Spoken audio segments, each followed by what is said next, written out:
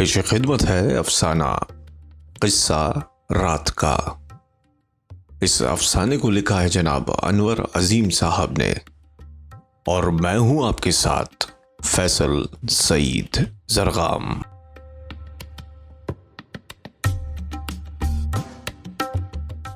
किस्सा है ये एक जजीरे का जिसका नाम था रात। अजीब जजीरा था। इसके चारों तरफ पानी दिखाई नहीं देता था। जिस तरफ नजर उठाओ सहरा ही सहरा, जहां रेत की आंधियां उठती रहती थी।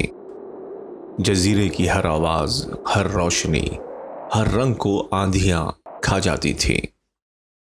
जजीरे ने हर रंग देखा था, अलबत्ता एक रंग नहीं देखा था। पर एक बार ऐसा हुआ कि जजीरे के ऊपर चमकते सूरज का रंग स्याह पड़ गया और इसके सीने से एक चश्मा फूटा जिसका रंग सुर्ख था, खून की तरह। दरिया का रंग बहता हुआ जब रेत की आंधियों तक पहुंचा तो रेत ने उसको जज्ब करने से इनकार कर दिया। यकायक जजीरे के चारों तरफ एक समंदर ठाटे मारने लगा। उसका रंग भी सुर्ख था। सुर्ख फासले और तारीक सहरा के उस पार काले कोसों दूर एक पहाड़ था जो एक उफक से दूसरे उफक तक फैला हुआ था। पहाड़ दूर से स्याह कारवां की तरह दिखाई देता था जिसके कोहान बर्फ से ढके हुए थे, खामोश और धुंध में लिपटे हुए। इसी पहाड़ पर एक खाई के दहाने पर एक जोगी सदियों से धूनी रमाए बैठा था, अपनी जाप में खोया हुआ, बर्फ में जकड़ा हुआ, चुप, मगर निगाहें उसकी रवां थी वक्त की तरह। वक्त कभी पीछे नहीं लौटता लेकिन उसकी निगाहें जजीरे से टकराकर लौट जाती थी। जब उसने रेत की आंधियों को सुर्ख आग के समंदर में चिंगाड़ते और उमड़ते देखा तो उससे रहा न गया और सदियों की तपस्या भंग करके वो उठ खड़ा हुआ। सदियों पुराना आसन टूट गया। पहाड़ की नस नस में सोई हुई सदियों की खामोशी का तिलिस्म भी टूट गया। जोगी अपनी त्रिशूल के सहारे तूफान की तरह नीचे उतरा, लेकिन किस्सा ये जोगी और इसके त्रिशूल का नहीं, किस्सा ये जजीरे का है। जजीरा रात शहर की तरह जगमगाया करता था। इस शहर में जंगल भी थे, दरिया भी, रोई के खेत भी, तालाब भी, बच्चों की शरारतें और कैकहे भी। औरतें फूलों के रंग के कपड़े पहनती थीं, गीत गाती थीं, गायें चराती थीं और बच्चे पालती थीं। मर्द पैसे बनाने में ताक थे, वो कारखाने भी बनवाते थे और बड़े बड़े मंदिर भी। उस रोज जब सूरज स्याह पड़ गया तो मंदिर के घंटे जोर जोर से बजने लगे, शंख फूके गए और चिमनियों से निकलते हुए धुएं की बू में जलते हुए खून की बू घुल गई। न जाने कब के छुपे हुए फलीते जलने लगे। बहुत से जमीन दोज धमाके हुए। भयानक मलबे की आंधियां उमड़ उमड़ कर मकानों और इंसानों पर ढेर होने लगी। सब कुछ, पूरा जजीरा मलबे के ढेर तले दब गया। मलबे से धुआं उठ रहा है। दरो दीवार ख्याली खाकों की तरह उड़ रहे हैं। सड़कें बारूद की सुरंगों की तरह सुलग रही हैं। हर तरफ चीखें चीलों की तरह झपट रही थीं, लेकिन चीखों को कैकहों का मलबा दबा देता है। जोगी मलबा हटा रहा है। जितना मलबा हटता है चीखें उतनी ही तेज होती हैं। चीखें जितनी तेज होती हैं इतनी ही कैकहों की तहें दबीज होती जाती हैं। बड़ा भयानक तमाशा है। जोगी की तपस्या भंग हो चुकी है। वो अब इस तमाशे का खिलाड़ी है, खिलाड़ी भी और तमाशाई भी। वो मलबा हटा रहा है और खुद मलबा बनता जा रहा है। इसके जिस्म पर जमी हुई बर्फ का खोल पिघल चुका है। इसकी आंखों की बर्फ में आग लग चुकी है। इसकी त्रिशूल लहू लुहान है और इसके हाथों में राशा है। जोगी के हाथ में एक हाथ है, छोटा सा हाथ, कच्ची टहनी की तरह नरम और लचकीली कलाई में चूड़ियां हैं, धानी चूड़ियां। नहीं, ये कोई और रंग है। ये वो रंग है जो अंधेरे में भी चमकता है, आग की तरह। नहीं, शायद गुनाह की तरह। जोगी का जिस्म पसीने में शराबूर है, इसकी सांस धोखनी की तरह चल रही है। तुम कौन हो? जोगी ने सदियों बाद अपनी आवाज सुनी। मैं हूं। जोगी ने सदियों बाद किसी और की आवाज सुनी है। वो हाथ को देखता है जो कोहनी से कटा हुआ है। हाथ अपनी कोहनी के जख्म से बोल रहा है। जख्म की आवाज भी सदियों पुरानी है, लेकिन जोगी को यह आवाज अजनबी मालूम होती है। इसको हर आवाज अजनबी मालूम होती है। त्रिशूल की आवाज भी, जो अब तन्हा मलबे में पेवस्त हो रही है और कुछ ढूंढ रही है। हाथ छोटा सा है, इसका कोई जिस्म भी होगा। सर, गर्दन, पेट, टांगे, आंखें, होंठ, सब कहाँ है? सब कहाँ है? जोगी अपनी आवाज फिर सुनता है। सब कौन? कटे हुए हाथ का जख्म जवाब देता है। इसकी आवाज ओस में नहाए हुए फूल की खुशबू की तरह नरम और ठंडी है। वही सर, गर्दन, पेट, टांगे, आंखें, होठ। मैं सो रहा हूं, मुझे कुछ मालूम नहीं। होंगे यहीं कहीं मलबे तले।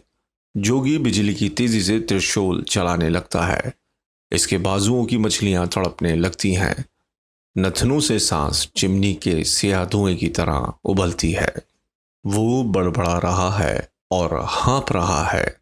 सर, गर्दन, आंखें, होंठ। मेरी जुगों की तपस्या भंग हुई और अब मुझे कोई नहीं मिलता, कोई नहीं। जख्म का मुंह आग की तरह खुल जाता है। जख्म से एक कहकहा उमड़ता है। पैरों तले मलबा लरस जाता है। इसके कदम उठते हैं और आगे बढ़ते हैं। एक हाथ में कटा हुआ हाथ है और दूसरे में त्रिशूल। धुएं और आग के गलियारे से गुजरने के बाद वो एक टीले पर पहुंच जाते हैं, जहां से दूर दूर तक सब कुछ जलता नजर आता है। टीला भी मलबे का है और उसे महसूस होता है कि टीला बोल रहा है। बहुत सी आवाजें एक दूसरे से उलझ रही हैं, जैसे बोलने वालों के मुंह में मिट्टी भरी हुई हो और गर्दनों में नेज़े पेवस्त हों। ये चीखें ऐसे जानवरों की मालूम होती हैं जिनको शिकंजे में कसकर आहिस्ता आहिस्ता सिबा किया जा रहा हो, मजे ले लेकर। कटे हुए हाथ के जख्म से रोशनी सी फूटती है। यहीं यहीं जोगी की नसें तन जाती हैं, जैसे फट पड़ेंगी। त्रिशूल मलबे में उतरती है, जैसे तलवार कुएं में गिरती है। कुएं में आवाज गूंजती है, भाप जंगल की तरह फैल जाती है। यहीं यहीं त्रिशूल के हाँपने की आवाज आती है। त्रिशूल खींचकर मलबे से बाहर आता है। एक जिस्म हवा में मौल्लक है। त्रिशूल के दांतों में लाश मछली की तरह घुती हुई है। लाश के बाल जोगी के कदम चूम रहे हैं। यही यही जोगी के हाथ में कटा हुआ हाथ तड़पता है। हाँ, यही यही। जोगी लाश को मलबे पर लिटा देता है। लाश नंगी है। औरत का एक पिस्तान कटा हुआ है। दूसरे पिस्तान पर दो जख्म जिंदा आंखों की तरह खुले हुए हैं। कटा हुआ हाथ तड़पकर जोगी के हाथ से निकलता है और उसका जख्म कटे हुए पिस्तान के जख्मों पर होंठों की तरह चिपक जाता है। दूसरे पिस्तान के जख्म बंद हो जाते हैं, जैसे उनमें ठंडक पड़ गई हो। जोगी कटे हुए हाथ को औरत के जख्म से छुड़वाने के लिए जोर लगाता है, लेकिन लाश हाथ को नहीं छोड़ती। जख्म जख्म की पनाह में है। जोगी का जिस्म कांप रहा है। वो गुस्से में दोबारा त्रिशूल को औरत की कमर में पेवस्त कर देता है। त्रिशूल के फल न जाने कितने खंजरों से टकराते हैं, जो लाश के रहम में पेवस्त हैं, और मलबे का टीला जंजीरों के अंबार की तरह गूंज उठता है। बहुत सी चीखें एक साथ उभरती हैं। लाश का जख्म कटे हुए नन्हे हाथ को छोड़ देता है। जोगी मुस्कुराता है। देखता क्या है कि उसके हाथ में कटा हुआ हाथ नहीं है, भाला है जिसके फल से खून टपक रहा है, ताज़ा गरम खून। वो त्रिशूल को लाश से खींच लेता है। अब जो हाथ पर नजर डालता है तो इसके हाथ में भाला नहीं, एक कटा हुआ नन्हा सा हाथ है जिसका जख्म हंस रहा है। कौन हो तुम? मैं हूं। और ये लाश माँ है। जोगी आगे बढ़ जाता है। इसके सूखे हुए होंठ एक ही बात दोहरा रहे हैं। सर, गर्दन, आंखें, पेट। मलबा इसका रास्ता रोकता है और वो त्रिशूल से मलबे को हटाता है और आगे बढ़ता जाता है। इसके हर कदम के नीचे बारूद की सुरंग जल उठती है। वो आग और धुएं से गुजरता है। यकयक उसके कदम रुकने लगते हैं। बीचों बीच आग के जंगल में एक सितार शोलों में तैर रहा है। शोलों की जबान से एक नगमा फूट रहा है। जोगी पर फूल बरस रहे हैं। इसके होठों की पपड़ियां झड़ जाती हैं। मैं जानता हूं, मैं पहचानता हूं। शोलों में एक हाथ तैरता है। यह हाथ सितार को छूता है। सितार लरज उठता है। सितार के तार लरजते हैं। इनके साथ जोगी भी लरज उठता है। मैं जानता हूं, मैं पहचानता हूं। सितार से खेलता हुआ हाथ पिघल जाता है। सितार धुएं के तार में तहलील हो जाता है। धुएं का तार चीखता है, मुझे कोई नहीं जानता, मुझे कोई नहीं जानता, मैं अजनबी हूं। जोगी की सांस रुकने लगती है। उसने कटे हुए हाथ को देखा। उसने फिर आवाज सुनी, मुझे कोई नहीं जानता, कोई नहीं पहचानता। जोगी ने भिपर कर शोलों पर त्रिशूल से भरपूर वार किया, लेकिन शोले और भड़कते हैं। शोले और भड़कते हैं। इस एक वार से दुनिया ही बदल जाती है। शोलों में एक मकान उभरता है। जमीन दिखाई नहीं देती। मकान के अंदर जाने के लिए कोई जीना नहीं है, लेकिन निगाहें जीने के बगैर भी अंदर जा सकती हैं। फर्श सफेद बादल की तरह चमक रहा है और हवा में तैर रहा है। औरत फर्श पर बैठी है। इसकी गोद में सितार का सर है। औरत की आंखें बंद हैं। उंगलियां तारों पर तैर रही हैं। होंठ जरा जरा खुलते हैं और बंद हो जाते हैं। होंठों से गीत फूट रहा है। गीत आवाज से बनती है। अकेली आवाज नहीं, बोल भी होते हैं। गीत दिल से फूटता है। दिल में आवाज भी है और बोल भी। कितनी सीधी सादी बातें हैं। निगाहें सब देखती हैं, दिल सब जानता है। औरत के सीने में खंजर पेवस्त है। खून उबल उबल कर सफेद फर्श को, बादल के इस टुकड़े को रंग रहा है। ये कौन है? गाय का कटे हुए हाथ का जख्म कहता है। सितार के तारों का इर्तियाश तेज होता जाता है। उड़ते बादलों की रफ्तार भी तेज होती जाती है। कभी मैं थी, अब नहीं हूं, आवाज आती है। तुम नहीं हो तो तुम्हारी आवाज मैं कैसे सुन रहा हूं? जोगी बड़बड़ाता है। आदमी मर जाता है मगर इसकी आवाज जिंदा रहती है। सितार एक औरत की आवाज में बोलता है। यह आवाज उस वक्त की है जब मेरी जबान काटी नहीं गई थी, जब मेरी जबान को आग में जलाया नहीं गया था। जबान आग में जलाई क्यों जाती है? पहले तो ऐसा नहीं होता था। तुम सदियों पहले की बात कर रहे हो जोगी। अब जबानें काटी जाती हैं। आंखों में जलती हुई सलाखें चिबोई जाती हैं। जोगी अंगारे निकल रहा है। इसकी आंखें दहक रही हैं। दम घुट रहा है। वो मलबे में धंसने लगता है। हर तरफ से गोश्त के जलने की बू उस पर झपटती है। ये बू उसके लिए बिल्कुल नई है। जोगी ने हर जमाने में बहुत कुछ जलते देखा है। हर चीज के जलने की अपनी बू होती है, मगर ये बू सबसे अलग है। उसने बहुत सी जंगें देखी हैं, मगर ये जंग सबसे अलग है। आहिस्ता आहिस्ता शोले बुझने लगते हैं। ठंडी हवा चलने लगती है। एक बहुत बड़ा बाजार जगमगाने लगता है। जोगी बाजार में चल रहा है। बाजार में सब कुछ बिकता है, चेहरे भी, हाथ भी, जिस्म भी। मोम के चेहरे जो एक आन में पिघलते हैं और दूसरी आन में जम जाते हैं। जोगी हर दुकान के सामने खड़ा होता है और बिकाऊ चीज पर नजरें दौड़ाता है। इन चीजों में एक हाथ भी वैसा नहीं जैसा इसके हाथ में है। वो चेहरों की एक दुकान के अंदर जाता है। मुझे एक हाथ चाहिए, ऐसा। कोई इसकी आवाज नहीं सुनता, कोई इसे देखता भी नहीं। कितना सुहाना समा है, एक दुकानदार जम्हाइयां लेते हुए कहता है। जोगी चारों तरफ देखता है, कहीं कोई समा नहीं है। ना बाजार है, ना आग है, ना मलबा, ना जमीन, ना हवा। फिर भी ये एक शहर है, एक जजीरा है। लोग जुलूसों में जा रहे हैं, हर शख्स के हाथों में मशाले हैं, नेज़े हैं, तेजाब की बोतलें हैं, तलवारें चमक रही हैं, छुरियां हवा में तैर रही हैं। लोग घरों के अंदर जाते हैं और अपने ही जैसे लोगों को घसीट कर बाहर लाते हैं और चंद ही जुम्बिश में इनकी बोटियां हवा में उछाल देते हैं।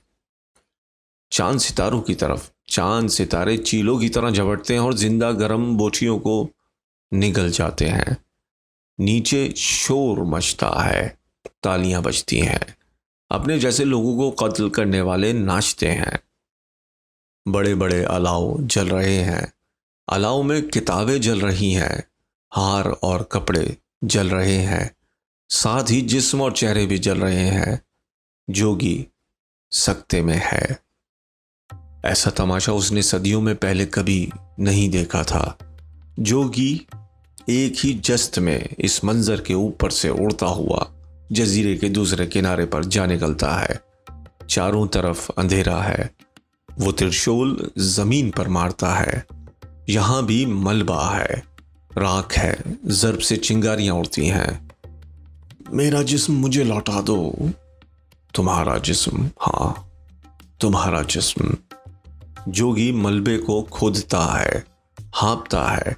त्रिशूल डूबती चली जाती है, इसके साथ जोगी भी डूबता चला जाता है।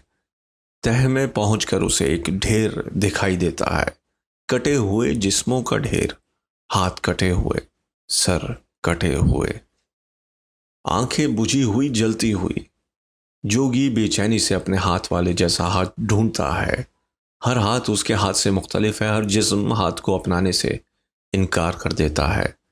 हर सर कटे हुए हाथ को देखकर दूसरी तरफ मुड़ जाता है।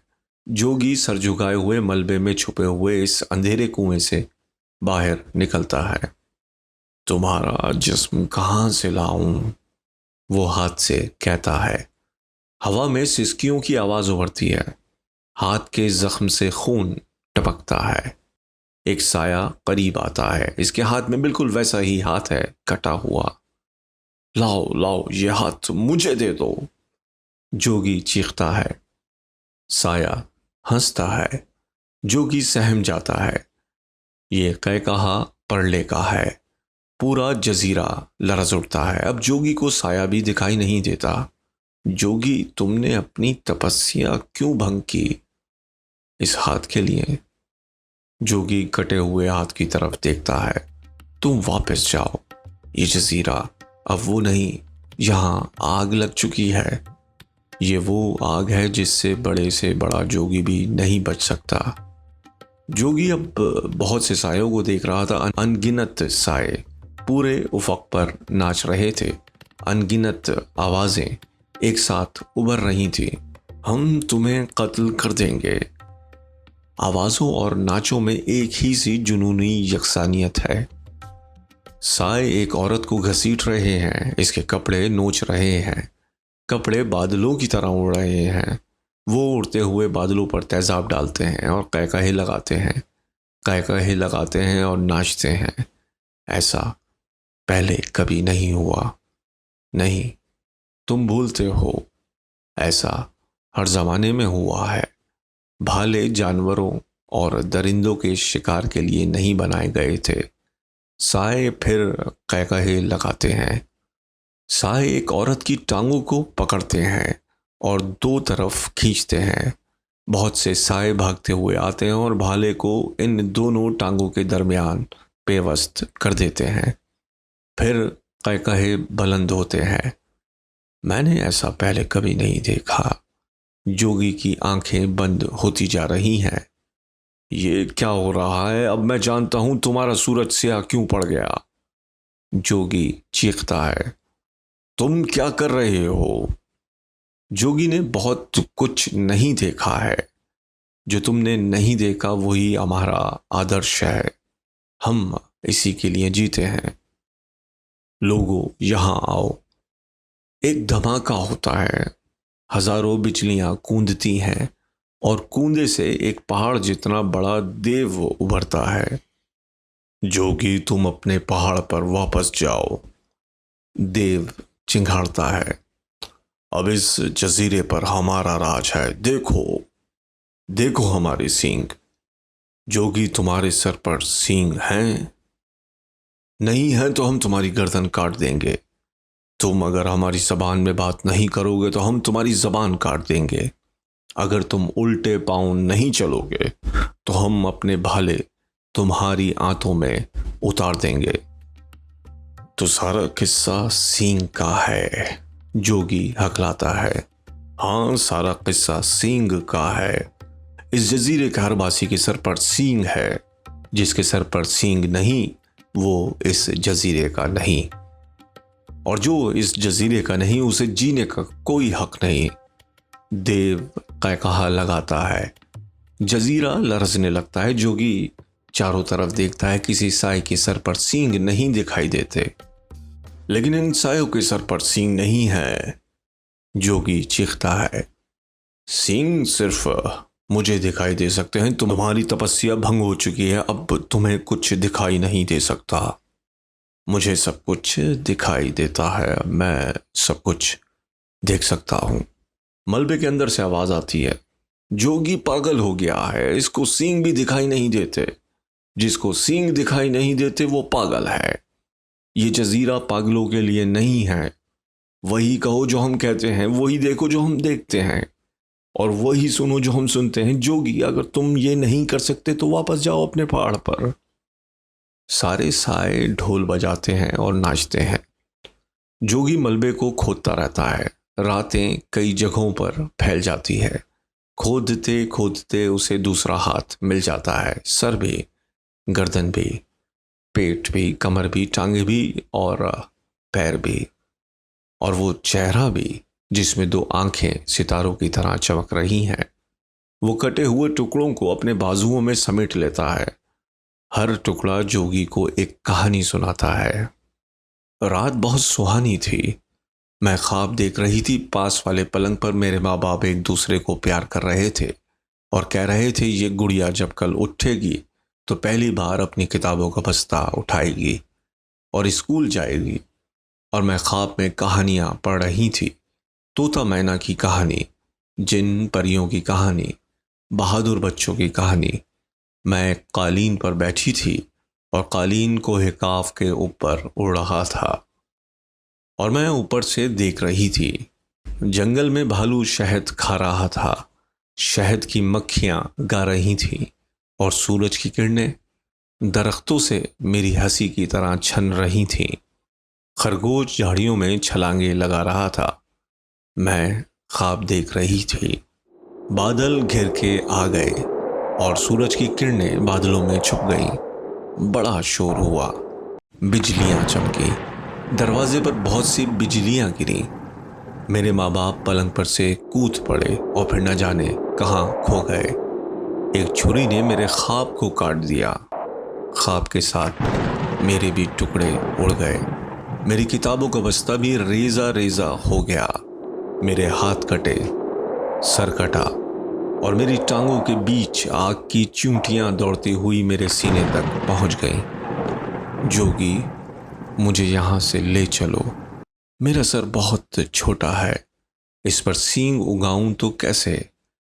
जोगी का सीना फूलने और फैलने लगा। यकायक धमाका हुआ। इसका सीना फट गया। जोगी ने कटे हुए हाथों, टांगों, आंखों और चेहरे को अपने सीने में छुपा लिया। त्रिशूल उठाई और जजीरे से पहाड़ की तरफ चल पड़ा। देव ने कैकाहा लगाया और साए नाचने लगे। जोगी अब भी बर्फपोश पहाड़ के दहाने पर बैठा है, जहां से धुआं निकल रहा है। शायद ये ज्वालामुखी का दहाना है। जोगी को ये मालूम नहीं, वो रात दिन कटे हुए हाथों को जिस्म से जोड़ने की धुन में है। जिस्म जो टुकड़े टुकड़े है। जब टुकड़े टुकड़े जिस्म जुड़ा तो न जाने कितने युग बीत चुके थे। जोगी बहुत खुश हुआ। इसने जिस्म के सीने पर कान रखा। दिल की आवाज गायब थी। दिल तो कहीं मलबे में दबा रह गया था। जोगी की निगाहें जजीरे की तरफ उठी, जो आग के समंदर से घिरा हुआ था और जहां जलती हुई रेत की आंधियां उठती रहती हैं। जोगी जानता है, जजीरा रात के देव के कदमों तले एक नन्हा सा दिल धड़क रहा है। जोगी बेबस है।